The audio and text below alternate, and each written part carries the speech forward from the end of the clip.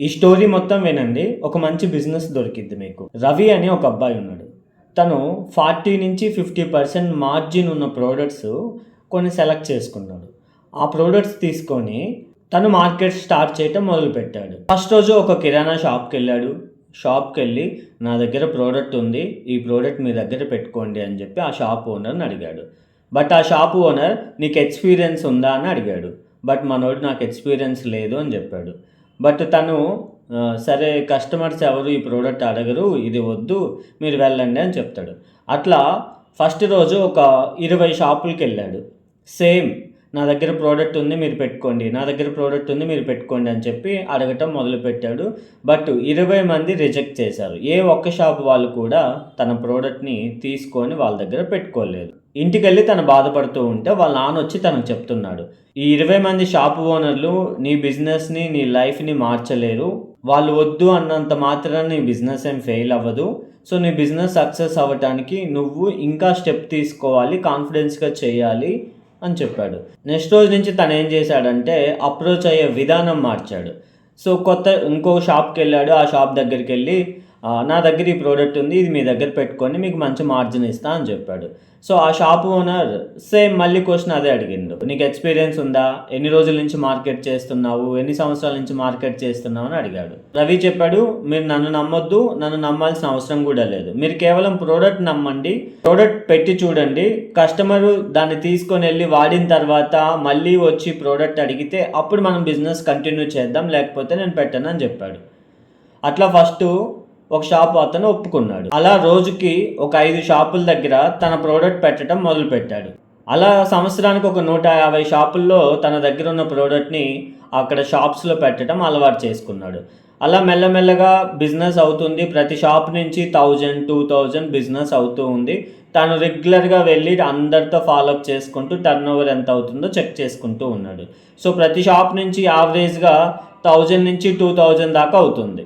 అలా తన బిజినెస్ వచ్చేసి నెలకి టర్నోవర్ వచ్చేసి వందల్లో స్టార్ట్ అయింది, వేలల్లోకి వెళ్ళింది, వేలల్లో నుంచి లక్షల్లోకి వెళ్ళింది, ఇంకా లక్షల కన్నా ఎక్కువ అవుతూ ఉంది. సో అట్లా బిజినెస్ పెంచుకుంటూ వెళ్ళాడు. ఆ తర్వాత తన దగ్గర ఉన్న ప్రోడక్ట్ ఇంకొన్ని వెరైటీస్ తీసుకొచ్చాడు. సేమ్ ఆ వెరైటీస్ని కూడా అన్ని స్టోర్స్లో పెట్టడం మొదలుపెట్టాడు.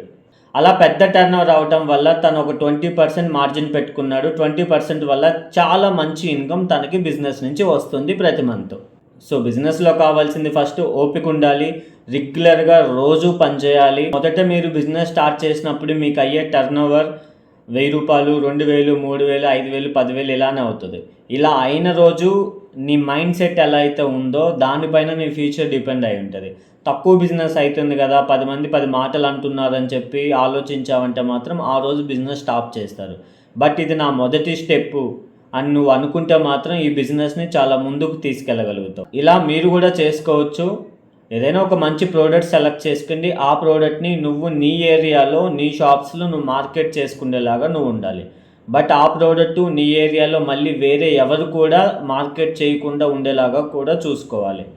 ఎందుకంటే ఆ ప్రోడక్ట్ నువ్వు మార్కెట్ చేస్తున్నావు, వేరే వాళ్ళు కూడా వచ్చి మార్కెట్ చేస్తున్నారు. ఆ షాప్లో అప్పుడు నువ్వు పెట్టాల్సింది వేరే వాళ్ళు కూడా పెడుతూ ఉంటారు. సో అలా కాకుండా ఆ ఏరియాలో కేవలం నువ్వు మాత్రమే సప్లై చేసే ఆప్షన్స్ని నువ్వు ఎంచుకోవాలి.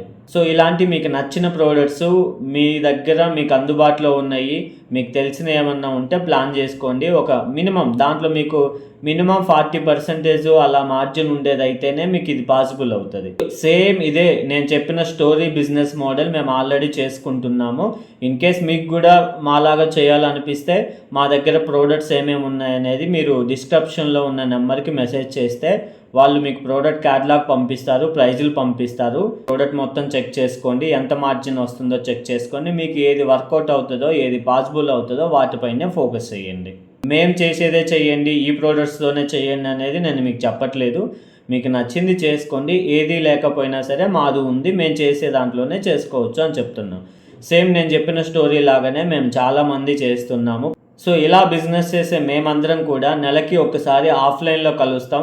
మార్కెట్లో ఎలాంటి ప్రాబ్లమ్స్ ఉన్నాయో తెలుసుకుంటాం, సొల్యూషన్ తీసుకొని మళ్ళీ బిజినెస్ స్టార్ట్ చేస్తాం.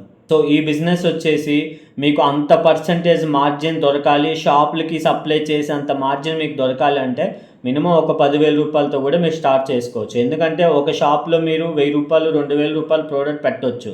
సో మినిమం ఒక 5 షాపుల్లో స్టాక్ పెట్టినా కూడా 10,000 రూపాయలు అవుతుంది.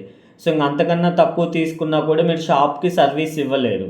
సో మీరు 50 షాపులు 100 షాపులు సప్లై ఇవ్వాలి అనుకుంటే ఖచ్చితంగా మీ దగ్గర ఒక ₹1,00,000 స్టాక్ మెయింటైన్ చేయగలిగితేనే వాళ్ళకి ఇవ్వగలుగుతారు. సో బడ్జెట్ తక్కువ ఉంది అనుకున్నోళ్ళు ఈ 5 షాపులతో ప్రయత్నించండి. బడ్జెట్ ప్రాబ్లం లేదు, మార్కెట్ అయితే చాలు అనుకున్నోళ్ళు 100 షాపులతో ప్రయత్నించండి.